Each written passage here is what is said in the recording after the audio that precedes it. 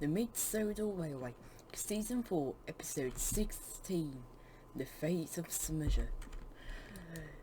In about February of 1940, Falcon was steamed up to Smudger, where Smudger was getting ready to take his first supply train of the day.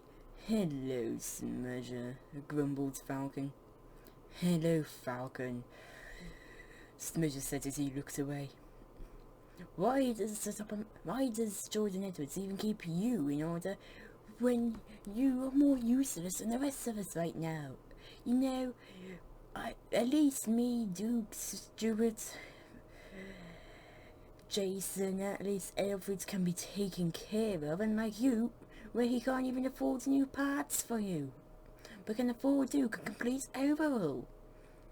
Even though Duke only gets an overhaul every couple of years, and at least I was able to run for many more years without needing an overhaul, Falcon. Remember the time you nearly fell off the cliff into the water? "Oh," said Falcon. Then he heard someone. "Falcon, come back here with my coaches. Just because you stole them, because you don't have coaches that are wonderful like mine, and you don't have coaches that are as wonderful as mine that can keep you in order, and like Gertrude and Millicent, does not mean you should take them." "Sorry, Smudger, I gotta go," said Falcon. But then it was too late. "Oh, come on. We bumped you off the rails," said Gertrude.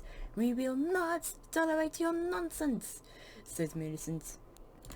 Stuart laughed as he steamed in with Ada, Jane and Mabel, and so did Smudger, Stanley, Gertrude and Millicent. The five laughed and laughed as Falcon grumbled on the rails. "Oh," said Falcon.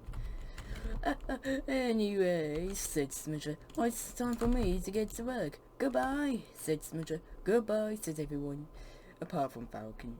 "Oh," said Falcon. Smudger was now running a little bit late after seeing Falcon crashed, so he was making up for lost time. His train always stops at every station to unload cargo for the four people that needed it.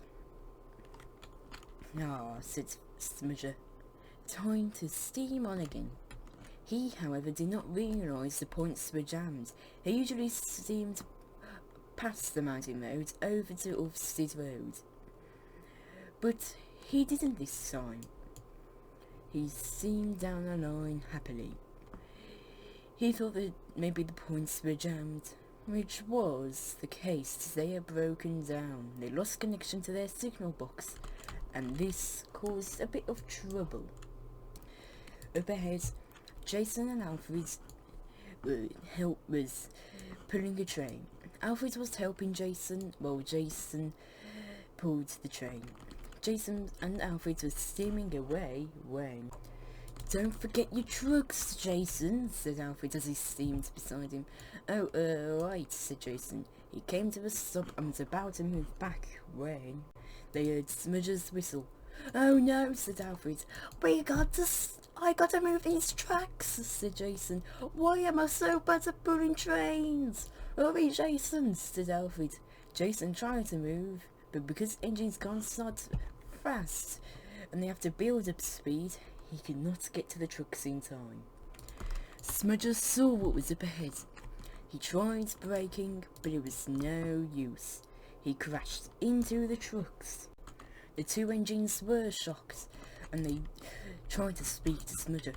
"Smudger, I'm so sorry. Are you okay?" said Jason. "Smudger, you okay?" said Alfred. "Oh," said Smudger. "Now I'm in for it. This is what I've been worrying for over a decade." "That is right," said a voice. The three engines knew who it was. "Smudger, why did you crash?" said Jordan Edwards as he walked up. "I'm sorry, sir," said Smudger. I just couldn't brake in time. My old parts can't handle these the new... My old parts are just not as good as the old ones. I mean, my old parts are just not as good as the new ones," said Smudger. Oh well, said Jordan Edwards. I said over a decade ago I'd have to punish you if this happens again. And I'm sorry to say this, Smudger, but it will have to happen at last. What is it, sir? Said Smudger. Well, recently Stanley's been bought by Castle Hallway Mines to pump water out of the mines, so we need a replacement at the sheds for him. We will be moving Stanley tomorrow to the mines, and we all thought I could replace you with, I could replace Stanley with you. Okay, sir, sighed Smudger.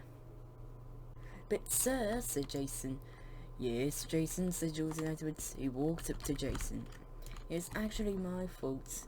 I'm not used to pulling trains, and I'm so bad at it I forget to take the trucks. Then it's both of your faults, Jason. I know you're not good at pulling trains at the moment, but and I know you're still learning, and since you accidentally caused the crash, I'll have to send you to not work at the mines for a day. This will slow down my work, but hopefully Stanley will make up for it by pumping the water out the mines. Yes, sir, said Jason. Oh well, said Jordan Edwards. We can't have everything correct. He walked back over to Smudger. We'll be moving you into the sheds tomorrow, Smudger, said Jordan Edwards. Okay, sir, said Smudger. So over the next few days, Stanley was taken away from the sheds and over to Castle Hallway Mines. The engines over the next few days watched as Smudger was taken apart and was put in Stanley's place in the sheds. Jason couldn't bear watch. He thought it was horrifying, as well as he was also punished and was what caused the accident. The other engines were sad about it. They didn't think Smudger deserved to be put into the shed. They knew that he was an engine and had learned his lesson, unlike Stanley. Smudger now sits at the shed. He's okay doing Stanley's jobs, but he needed some motivation to nudge him to be able to do that. But that will be a story. But that will be our next story. And we'll also see how Stanley coped being in a new place. I don't think Smudger deserved to be a pumping engine though. Don't you?